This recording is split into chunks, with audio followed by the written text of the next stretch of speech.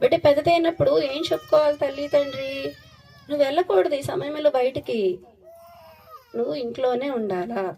పోనీ నాకు చెప్పెళ్ళాలా, ఏ పని మీద వెళ్తున్నావో నువ్వు, వాళ్ళకి తెలియదు కదా, చిన్నపిల్లలు కదా, ఇప్పుడే స్టేజ్ దాటింది అమ్మాయి కదా. ప్రతిది కూడా బిడ్డ ఎదిగింది కాబట్టి ఈ లోకమంతా మాలిన్యమే, ఈ లోకమంతా మురికే, ఈ లోకమంతా పాప కోపము కదా అండి. బిడ్డలకి వైనంగా మనం చెప్పుకోవాలంటే ఏంటి, ఇక్కడ శిక్షణ ఇవ్వాలి బిడ్డలకి, బిడ్డల్ని ట్రైన్ చేయాలి కదా. ఎప్పుడు ట్రైన్ చేయగలం మనం? దేవుల్లో మనం ఉన్నప్పుడు మన బిడ్డలను కూడా దేవుల్లోనే మనం ట్రైన్ చేస్తాం కదా. అది కాదమ్మా ఇలాగా. మనం సత్యం అంటే ఎవరండి?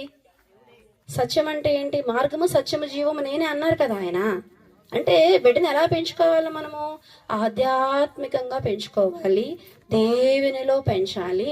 అలాగే లోక విషయంగా కూడా కంపల్సరీ బయటికి వెళ్ళాలి, పనులు చేసుకోవాలి. కాబట్టి జాగ్రత్తగా వాళ్ళని మనం పెంచుకోవాలి కదా అండి. లోకపరంగా దేవుని పరంగా కూడా అన్ని విషయాల్లో వాళ్ళకి అన్ని చెప్పుకుంటూ, వారికేం తెలియదు కదా.